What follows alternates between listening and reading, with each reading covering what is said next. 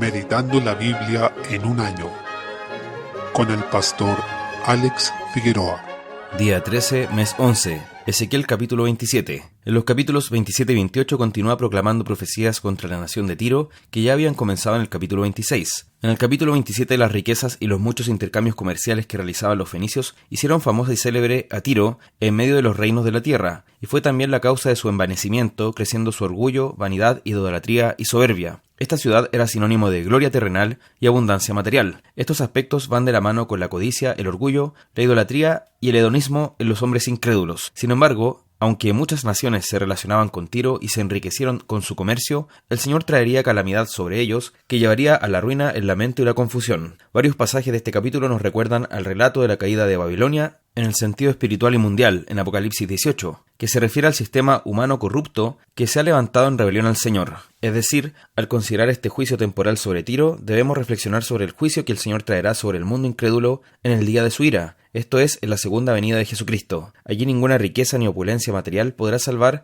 a quienes pusieron su corazón en este mundo. Solo habrá para ellos lamento y aflicción sin fin. Que esto nos lleve a rechazar toda confianza en este mundo caído y a poner toda nuestra fe en Cristo. Capítulo 28. Desde el versículo 1 el Señor declara juicio contra el rey de Tiro, cuyo gran pecado fue envanecerse y llegar a creer que era Dios, cuando en realidad era solo un hombre. Este orgullo y soberbia, debido a sus riquezas, le llevaría a la muerte, con lo que sabría que no es Dios, sino un simple mortal. En el marco de este juicio al rey de Tiro, muchos han visto una descripción de la caída de Satanás. Habiendo sido creado lleno de hermosura, como querubín protector, Satanás se envaneció en su corazón, se halló en él maldad y quiso tomar el lugar de Dios. Esto se refiere históricamente, como decíamos, al príncipe de Tiro, pero en un sentido espiritual es posible atribuirlo también a Satanás. Y este pecado del diablo, el orgullo y la soberbia de usurpar el trono de Dios, es el que también estuvo en Adán y Eva cuando desoyeron la voz de Dios y quisieron ser como él. Cuidémonos del orgullo teniendo en cuenta las terribles consecuencias que trae. Cuidémonos para no caer en la soberbia, creyendo que somos señores. Lo más probable es que en lo personal no seamos reyes como este monarca de Tiro, pero no creamos que estamos libres de este pecado, pues lo podemos cometer de muchas formas, pero la base de todas es la misma: desoír la palabra de Dios para hacer nuestra propia voluntad. Esto es una certeza, toda soberbia semejante terminará en destrucción eterna. Desde el versículo 20 se decreta una profecía contra Sidón, ciudad que era vecina de Tiro y que siempre se menciona junto a ella, pues ambas pertenecían al pueblo fenicio. También era comerciante y sería igualmente juzgada a través de la conquista y de las enfermedades, de modo que habría muerte entre ellos. Desde el versículo 24, paralelamente a estos anuncios de juicio contra las naciones paganas, el Señor promete restauración a su pueblo, un divino contraste constante entre restauración y juicio. El Señor les promete un regreso primeramente a la comunión con Él y también a la tierra que Él les dio, siendo protegidos sobrenaturalmente y logrando una victoria plena sobre sus enemigos, lo que les permitiría alcanzar la paz permanente. Esto se cumple únicamente en el nuevo pacto en Jesucristo, especialmente en su segunda venida, cuando se consumen todas las promesas y la victoria sobre los enemigos de Dios sea definitiva. Salmo 111. Versículo 1. Comienza con una declaración de alabanza, que evidencia cómo la vida del cristiano debe estar en medio de la congregación, pues esa dimensión de la adoración a Dios que se da en medio de su pueblo es insustituible. Este primer versículo, por sí solo, da para profundizar muchísimo, porque la religión que requiere el Señor de parte nuestra no es simplemente externa, no consiste en hacer algunos rituales en ciertas ceremonias, sino que envuelve todo el corazón y que se vive en la compañía del pueblo de Dios. Desde el versículo 2, además, es un pueblo que alaba al Señor por varios aspectos, por sus obras, que permiten contemplar la hermosura y la gloria del Señor,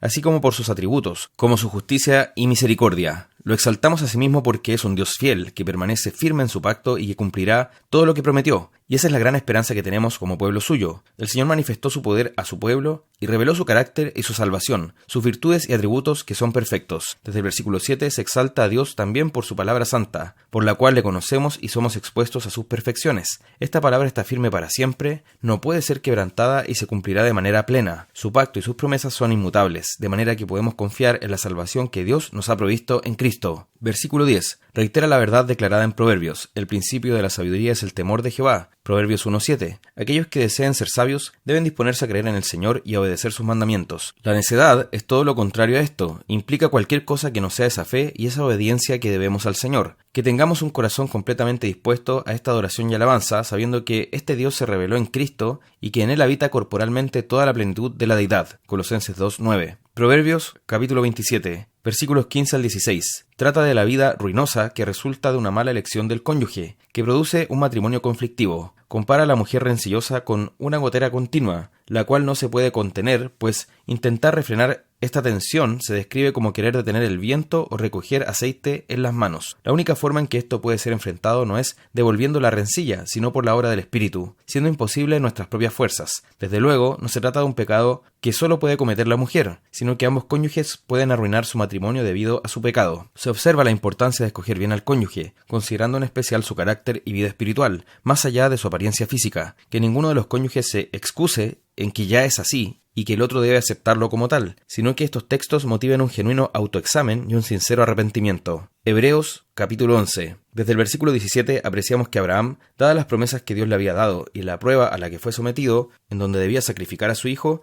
demostró que creía en que Dios podía resucitar a quienes pasaban de esta vida. Esta creencia de la resurrección de Isaac era un anticipo de la creencia en la resurrección de Cristo mismo. Desde el versículo 20, en los casos de Isaac, Jacob y José, se observa el patrón común de la fe en que Dios les daría lo que había prometido, aunque ellos no lo podrían ver en ese momento. Se trataba de cosas futuras y que todavía no se cumplían. Desde el versículo 21, en el caso de Moisés, inicia mencionando la fe de sus padres, que no temieron el decreto del rey, sino que tuvieron fe en que Dios los podía salvar de esa situación en la que todos los niños debían morir. Por su parte, Moisés escogió ser maltratado con el pueblo de Dios antes que gozar de los deleites temporales del pecado. Es triste que hoy día muchas veces en el pueblo de Dios sea al revés. Muchos prefieren los deleites temporales del pecado y por eso mismo no se congregan o no se consagran ni trabajan con el pueblo de Dios. También otra virtud de Moisés es que él tuvo por mayores las riquezas que están en Cristo e incluso recibir la vergüenza por seguir el camino del Señor en lugar de los tesoros de los egipcios. Esta es una disyuntiva en la que nos vamos a encontrar todos los días. Las riquezas en Cristo eran mayores porque tenían la mirada puesta en el galardón. Es importante mencionar que Moisés conoció las riquezas del vituperio de Cristo, dando con esto a entender que la Escritura misma dice que la fe de los santos del Antiguo Testamento, y en este caso de Moisés, estaba puesta en Cristo, aún 1500 años antes de su venida, y por medio de esa fe los santos del Antiguo Testamento fueron salvos. Una frase que es tremendamente significativa es que Moisés se sostuvo como viendo al invisible, versículo 27, y por esa fe también el pueblo de Dios fue mantenido a salvo cuando cruzó el Mar Rojo. Es maravilloso saber que, aunque la fe de Moisés y de todos los mencionados anteriormente no era perfecta,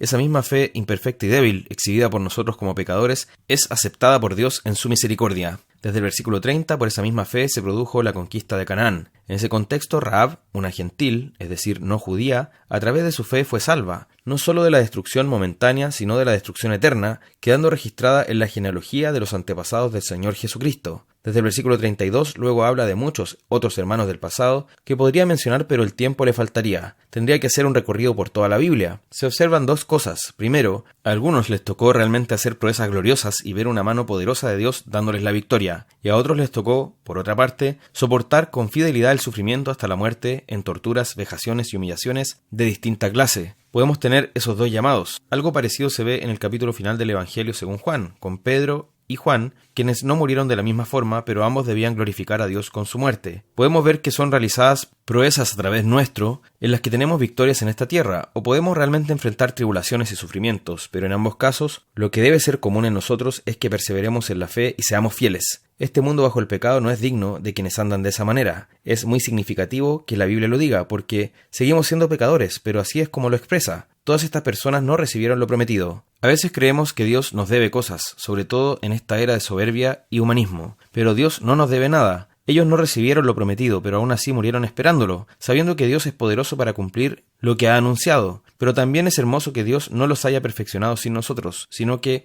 a todos nos dio finalmente una esperanza de gloria para ser perfeccionados juntamente en Cristo, teniendo un solo pueblo de Dios, una misma fe y una misma salvación a lo largo de toda la historia.